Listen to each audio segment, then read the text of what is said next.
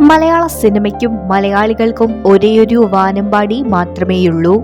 അതാണ് നമുക്ക് ഏവർക്കും പ്രിയപ്പെട്ട കെ.എസ്. ചിത്ര. തന്റെ മാധുര്യമേറിയ ശബ്ദത്തിലൂടെ മലയാളികളുടെ ഹൃദയത്തിലേക്ക് വളരെ പെട്ടെന്നാണ് ചിത്ര ചേക്കേറിയത്.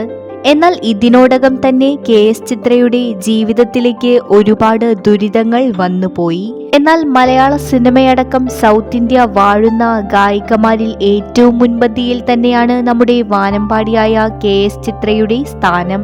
നന്നായി പാടുന്ന ചിത്രയ്ക്ക് നന്നായി ചിരിക്കാനും അറിയാം.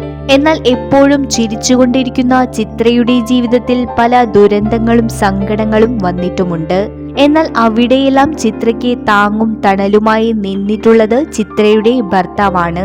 അതുകൊണ്ട് തന്നെ ചിത്രയ്ക്ക് കിട്ടിയ എല്ലാ അംഗീകാരങ്ങളും അദ്ദേഹത്തിനാണ് എന്നാണ് ചിത്ര പറഞ്ഞിട്ടുള്ളത്. തന്റെ മകളുടെ മരണത്തോടെയാകെ തകർന്നുപോയ ചിത്രയെ ഭർത്താവാണ് ഈയൊരു രീതിയിലേക്ക് എഴുന്നേൽപ്പിച്ചുകൊണ്ട് വന്നത് എന്ന് ചിത്ര തന്നെ പല വേദികളിലും പറഞ്ഞിട്ടുണ്ട്.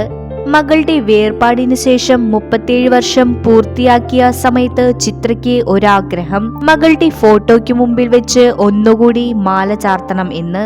അങ്ങനെ വീണ്ടും മാല ചാർത്തി ഇരുവരും വീണ്ടും ആ വിവാഹം പുനരാവിഷ്കരിച്ചു. ഈ ചിത്രങ്ങൾ സോഷ്യൽ മീഡിയ ഏറ്റെടുത്തിരുന്നു. വളരെ സന്തോഷത്തോടെയാണ് ഇരുവരും ആ നിമിഷം മകളുടെ ഫോട്ടോയ്ക്ക് മുന്നിൽ വെച്ച് നടത്തിയത്. മകൾ മാത്രമായിരുന്നു ഇരുവർക്കും എല്ലാം. ഒരുപാട് പ്രാർത്ഥിച്ചും വഴിപാട് നടത്തിയാണ് അവർക്ക് ഈ കുഞ്ഞിനെ കിട്ടിയത്.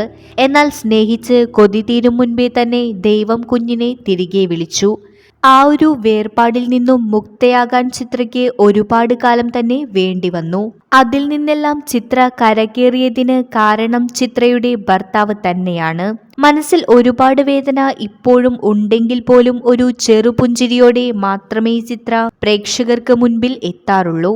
അത് എന്നും നിലനിൽക്കട്ടെ എന്ന് തന്നെയാണ് ആരാധകരും ആഗ്രഹിക്കുന്നത്.